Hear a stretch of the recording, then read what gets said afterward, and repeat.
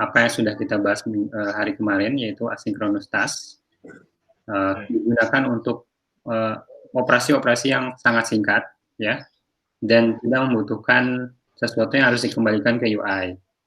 Nah, kalau ada sesuatu yang harus dikembalikan dan cukup lama, kita bisa menggunakan asynchronous task loader yang kemarin kita bahas. Selain itu juga, worker thread salah satu bentuknya adalah kita juga bisa menggunakan background service. Nah, ini kita akan bahas mungkin setelah UTS saja ya, biar gampang. Oke, atau mungkin minggu depan saya akan bahas. Oke, nah ini background worker. Di background-nya, ya contohnya kemarin kita di dalam asynchronous task ada metode yang namanya do in background. Nah, apa yang kita lakukan di do in background, kita bisa melakukan pertama create URI. URI itu kayak URL-nya. Misalkan kita mau download image atau file, www.google.com /misalkan materi.pdf gitu. Nah, itu URI. Ya, tipe URI, namanya URL. Kemudian setelah kita membuat URI-nya itu, kita koneksi ke HTTP. Ya, jadi nanti ada library yang bisa kita gunakan untuk terkoneksi ke HTTP, internet gitu ya. Kemudian terakhir baru download data. Nah, di sini yang pertama adalah create URI untuk membuat URI. Nah, ini URI, Uniform Resource Identifier, pengidentifikasi sumber yang uniform itu apa ya? Satu ya. Nah, tipe-tipe URI itu banyak. Ya, misalkan file, ya kalau kamu buka file di lokal, di browser gitu, tapi dari lokal kan ada ini ya, file .2, nah ini. Kemudian kalau kita akses internet gitu ya, ke web ada http:// dan https gitu juga sama. Ada juga konten :// gitu ya. Ada juga FTP gitu kalau Anda pernah pakai. Nah, ini yang namanya URI. Nah, bagaimana kita membuat URI kalau kita misalkan mau akses data dari Google Book API?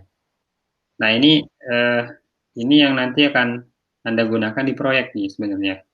Jadi kalau misalkan nanti Anda sudah punya aplikasi website yang tugasnya Budian, yang bisnis ya, nanti Anda bisa ngambil datanya dari sana gitu, dan menggunakan seperti ini, gitu ya. Jadi kalau misalkan di website yang Anda buat ada API-nya, Anda bisa pakai yang seperti ini. Tapi kalau nggak ada pun nggak apa-apa. Jadi nanti Anda bisa akses langsung ke data. Nanti pas kita membahas tentang SQL atau data, nanti akan kita bahas tentang itu. Kemudian ini yang biasanya ini yang bisa kita gunakan. Kalau ini sebetulnya agak panjang, tapi nggak apa-apa. Jadi pertama kita buat base URL-nya dulu. Contohnya di sini, ini kita pengen mengakses data seperti ini. Jadi kalau kita klik ini nanti akan menghasilkan JSON seperti ini. Ya, kita akan melihat hasil JSON seperti ini. Isinya ini data semua, gitu. Ya, contohnya ini. Ini contohnya data tentang buku yang ada di Google Books gitu ya. Nah, kemudian query parameternya apa? Query parameter ini contohnya kita mau nyari buku apa, di sini namanya Pride and Prejudice gitu ya. Kemudian maksimum result-nya berapa gitu. Misalkan kita pengen dalam pencarian kita di API maksimum result-nya 5 buku misalkan ya. Kemudian tipenya apa? Nah, ini akan sangat berbeda kalau kita menggunakan API yang lain. Ya, ini contohnya saja. Contohnya kita menggunakan Google Book API. Google Books API, maka ini beberapa query yang bisa kita gunakan. Terus, nah setelah kita menspesifikasikan tujuannya, ya kita mau ke mana, nah kita build atau kita bangun URI-nya. Ya, URI itu menggunakan kelas URI, ya kita memparsing tadi yang base URL yang ini, ya. Kemudian kemudian kita menambahkan query parameter. Parameternya apa? Ya, query parameternya misalkan di sini kan Q ya. Nanti akan diisi apa? Tadi isinya adalah Pride and Prejudice ya. Di sini maksimumnya 10. Tipenya apa? Tipenya buku. Ya, bisa jadi ini tipenya e-books ya. Kemudian build. Nah, baru kemudian setelah di build kita buat URL. Memang kalau di apa? Kalau kita menggunakan kelas Yuri ini memang agak sedikit banyak kode yang harus kita buat. Tapi sebetulnya ada cara lain juga yang kita bisa gunakan. Karena kalau di website itu kan kalau kita pakai Ajax, kamu pernah pakai Ajax? Belum pernah. Belum pernah, atau jQuery gitu? Belum. Belum pernah ya. Ya sebenarnya bisa tinggal get URL-nya terus nanti kembaliin data gitu. Di Android pun sama, ada library yang kita bisa gunakan secara simple. Tapi ini yang kalau kita nggak mau pakai library, ini kita bisa menggunakan Yuri seperti ini. Kelas Yuri kita buat URL-nya, ya. Ini kita sudah selesai buat URL, baru kita nanti koneksi ke internet gitu. Make a connection from scratch. Jadi kita bisa menggunakan kelas HTTP URL connection. Kemudian, nah ini must be done on spared thread. Kenapa? Karena dia waktunya bisa lebih dari 16 milisecond. Karenanya butuh dilakukan di background thread. Kemudian dia membutuhkan input stream, ya. Dan biasanya di kodenya itu ada try and catch blocks gitu ya. Ini contohnya tadi kita buat instan dari connection, HTTP connection, request URL, ya, open connection. Request URL itu yang mana? Request URL itu yang ini. Jadi kita sudah buat URL-nya, terus open connection. Jadi kita akan membuka jaringan, ya, koneksi ke internet, ke alamat yang tadi kita bangun di sini. Jadi kita coba masuk ke sini. Caranya adalah dengan menggunakan kelas ini, HTTP URL connection. Ini untuk timeout ya, jadi kita juga bisa mengkonfigurasi timeoutnya. Jadi kalau misalnya kita akses ke internet itu ada waktu timeoutnya. Jadi seberapa lama ini harus kita akses ke internet gitu. Contohnya di sini 10.000, ini 10.000 ini milisecond ya. Kemudian kita juga bisa mengeset oh ini pembacaan, ini koneksinya, kemudian ini request metodenya. Jadi kalau kita mau akses ke internet, ke API tertentu, ini ada tipenya, ada get, post gitu ya. Kalau kamu di kuliah tentang membuat website itu kalau kita mau akses di PHP ada post, get gitu kan. Ini juga mirip gitu ya. Ada set request metodenya apa. Kemudian set do input misalkan true kalau misalnya ada inputan. Nah, baru ini kita koneksi, jadi koneksi. Nah, di sini ketika nanti sudah terkoneksi, kita bisa mengambil responnya. Connection, get respon kode. Nah, kita bisa mengambil kode responnya apa. Input stream, ya. Get input stream, content as string, convert to string, kalau misalnya ada string gitu, return content as string. Jadi, nanti kalau ada inputan stream, ya. Kalau misalkan dia Nah, setelah terkoneksi itu juga butuh diperhatikan di sini, itu harus juga ditutup koneksinya karena kalau tidak ditutup ya dia terus koneksi, jadi sumber resource-nya akan terbuang.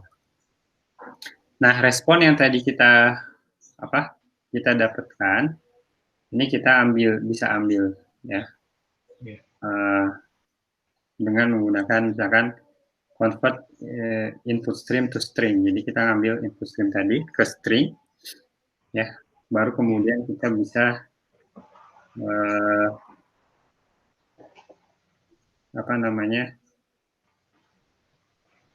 bisa mengambil datanya di sini, gitu ya. Itu yang data yang tadi itu, data yang ini, data yang di sini ini nanti di convert dulu ke stream, baru kemudian nanti di convert lagi ke string, ya string, terus nanti bisa dibaca per baris. Gitu. Nah, itu kita ngambil datanya. Nah, ini memang agak sedikit rumit kalau kita misalkan menggunakan uh, library bawaan. Ya, nah ada apa? Ada opsi lainnya, yaitu kita menggunakan library luar. Contohnya adalah kita bisa menggunakan OKH HTTP ini lebih mudah jadinya. Ya. Nah, kemudian ini juga kelebihannya adalah dapat dipanggil di main thread. Jadi nggak harus di background thread. Kemudian ini kelebihannya juga lebih sedikit kodenya. Coba kita lihat. Ini proses yang tadi yang kita bahas di sini ya. Yang dari ya build URL gitu ya. Jadi kalau kita lihat di sini, ini yang ini proses dari yang create worker thread sampai ke sini ke 345 gitu. Itu kan tadi kodenya banyak ya. Nah, ada cara lain yang lebih simpel. Itu kita menggunakan ini, menggunakan library luar ya yang sudah disediakannya itu Oke, HTTP atau Volley atau sebetulnya masih ada juga yang lain, cuman yang dibahas di sini ada dua. Contohnya di sini kita menggunakan library itu kayak kode yang sudah disediakan orang lain yang bisa kita gunakan. Gitu. Contohnya di sini kodenya Volley, ya tadi ya Volley. Kita bisa langsung new request, ya ini antrian queue itu request queue. Nah, ini yang tadi URL-nya lebih simpel. Jadi kita nggak harus nge-build dulu URL, instant URL, kita cuman butuh stringnya saja. Misalkan google.com gitu ya. Kemudian, nah ini tadi request-nya bisa langsung ditulis di sini. Kalau tadi kan tipe request-nya juga di sini ya. Nah, ini bisa langsung sekalian di kode yang ini. Kemudian URL-nya, ya, ambil dari sini. Baru kemudian respon listener. Jadi nanti hasil dari request ini nanti akan dihandle seperti apa. Nah, on respond, jadi ketika ada hasil, nah ini kita bisa melakukan logika parsing di sini. Jadi yang tadi yang JSON data itu nanti kita bisa lakukan proses selanjutnya di sini. Misalkan dari dari data list buku yang kita ambil dari API tadi, kita pengen mengekstrak listnya ya. Itu bisa kita lakukan di sini. Queue add string request. Jadi tinggal seperti itu saja nanti akan dikoneksikan. Ini kalau kita pakai Volley, kalau kita pakai OKHTTP, di sini nggak jauh beda sebetulnya, ya. Kita buat dulu klien HTTP-nya, kemudian kita buat request-nya, ya dengan menggunakan request builder. Tinggal masukkan URL-nya, contohnya di sini adalah hello world text-nya. Kemudian build, nah klien kita melakukan request, ya. Kita masukkan ke antrian, ketika respon, nah hasilnya akan kita bisa lakukan ekstraksi datanya menggunakan kalau misalkan JSON kita menggunakan JSON object seperti ini ya. Jadi lebih simpel daripada kalau kita menggunakan yang tadi. Kalau yang tadi kita harus HTTP request-nya kita harus nyiapin dulu pertama create URI dulu ya. Kemudian koneksi ke HTTP, baru kita bisa akses datanya di sini. Nah, tiga proses tadi itu dipersimpel dengan menggunakan library ini. Jadi pertama, kalau kita pakai Volley, ya, kita ketika buat URL-nya cuma butuh ini saja, ya. Kemudian untuk HTTP-nya kita cuma butuh ini, request new queue, ya. Kemudian, nah ini kita memanggil koneksinya, gitu ya. Kita menyiapkan koneksinya. Kemudian di sini yang ketiga yaitu memparsing hasilnya. Baru kemudian dijalankan. Itu lebih mudah. Begitupun kalau kita pakai HTTP, ya. Jadi proses yang pertama koneksi ke HTTP yang bentar, yang mana ya? Nah, jadi yang koneksi ini, HTTP Client Connection ini, itu diwakili oleh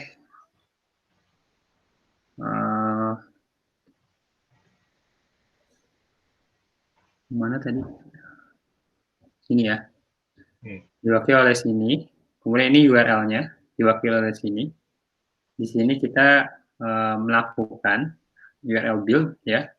Di sini kita bisa melakukan pemanggilan URL tadi. Jadi ini koneksi ke internetnya. Ya, melakukan pemanggilan. Nah, baru yang terakhir adalah kita memparsing data yang kita dapat dari internet ini. Gitu. Jadi ini lebih compact ya, lebih simple. Gitu.